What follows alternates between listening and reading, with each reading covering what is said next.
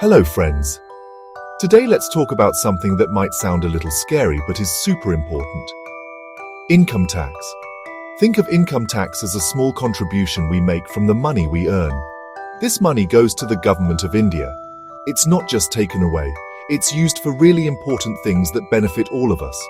The government uses this collected tax money to build better roads for us to travel on, construct new schools for children's education, and run hospitals to keep us healthy.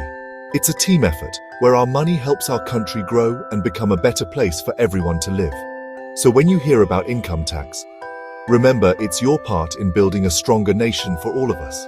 Now you might be wondering, why me? Why do I have to pay this tax?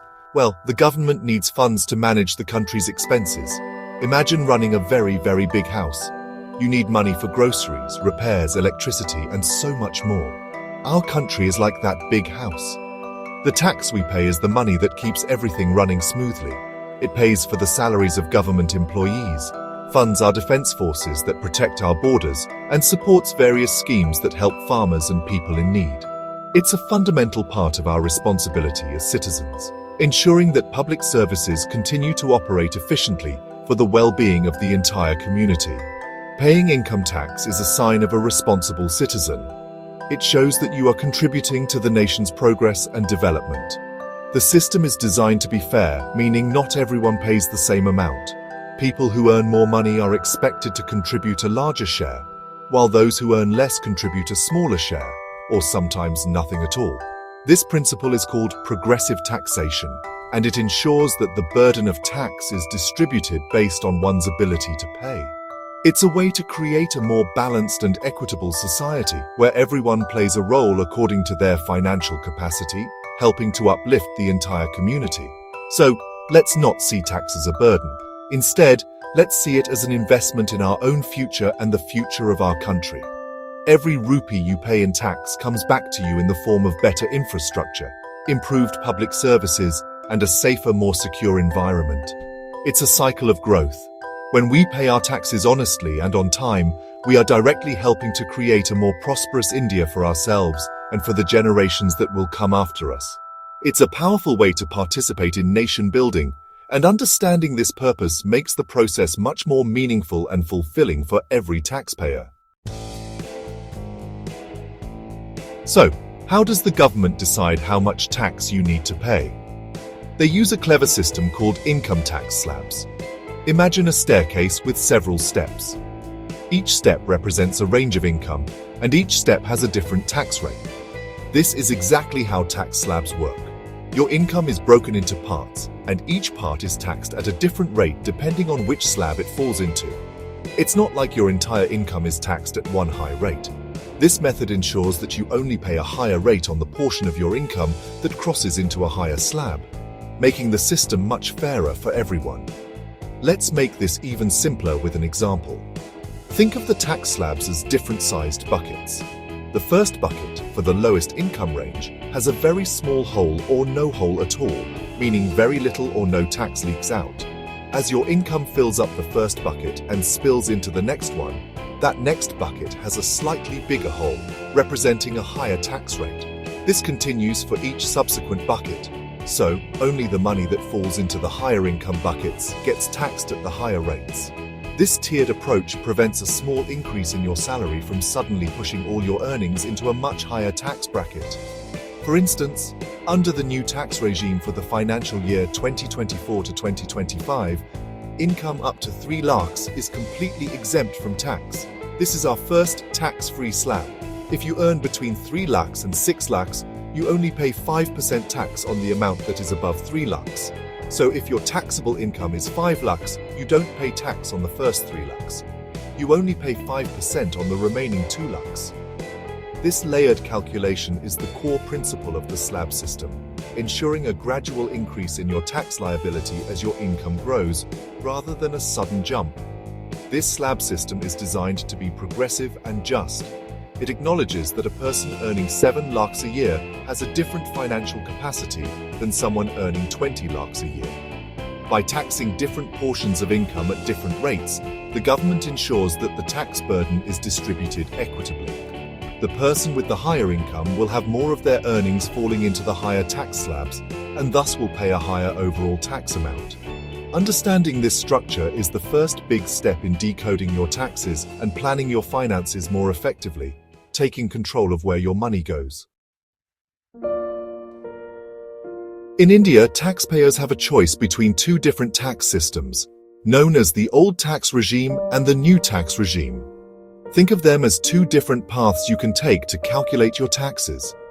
The new tax regime is now the default option, which means if you don't choose, you will automatically be placed under this system.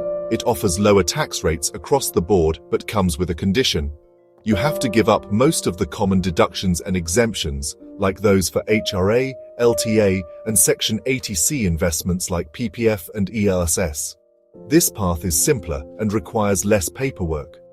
The old tax regime, on the other hand, allows you to claim various deductions and exemptions. It has slightly higher tax rates compared to the new one, but if you have made significant investments and have expenses like house rent, you can lower your taxable income substantially. For example, under the old regime, you can claim deductions for your life insurance premiums, home loan principal and interest payments, and contributions to your provident fund.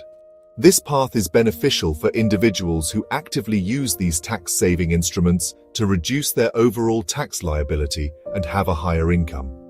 Let's look at the slabs to see the difference. Under the new regime for the financial year 2024 to 2025, Media Group, new regime tax slab table, highlighting income up to 3 lakh as zero tax, Indian hand pointing at NIL tax table row at stock at distribute _equally. Income up to 3 lakh is nil. From 3 lakh to 6 lakh, the rate is 5%.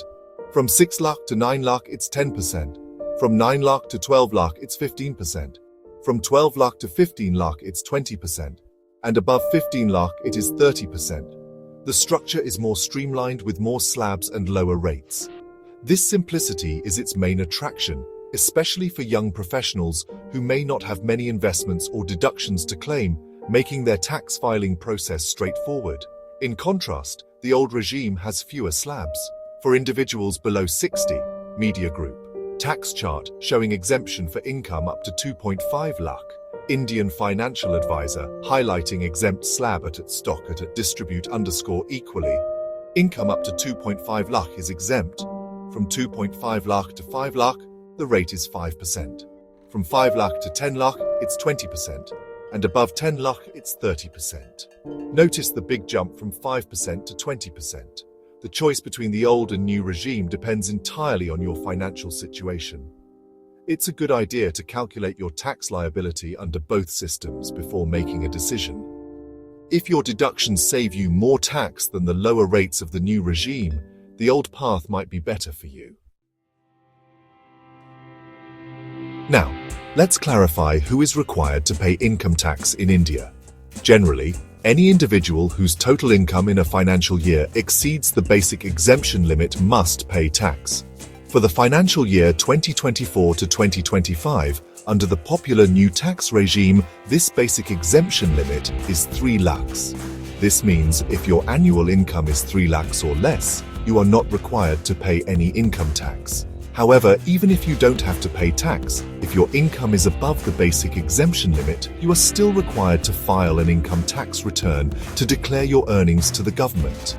There are also specific categories of individuals who get a higher basic exemption limit, mainly under the old tax regime. Senior citizens, who are individuals aged between 60 and 80 years, have a higher exemption limit of 3 lakhs. Super senior citizens who are above 80 years of age enjoy an even higher exemption limit of 5 lakhs. This is the government's way of providing relief to elderly citizens who may have limited or no active sources of income.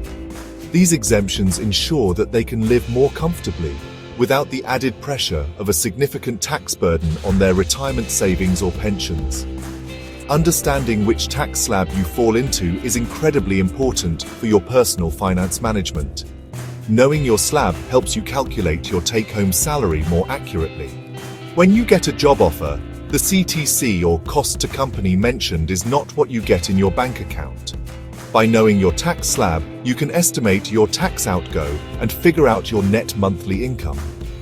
This knowledge empowers you to budget your expenses, plan your savings, and set realistic financial goals. It prevents surprises at the end of the financial year and gives you better control over your money. Finally, being aware of your tax slab is crucial for effective tax planning. If you know you are close to the edge of a higher tax bracket, you might consider making tax-saving investments, especially if you opt for the old regime to bring your taxable income down to a lower slab. This proactive approach can save you a considerable amount of money. It helps you make informed decisions about your investments, savings, and expenses throughout the year. In short, decoding your tax slab isn't just about paying tax, it's about smart financial planning and building a secure financial future for yourself.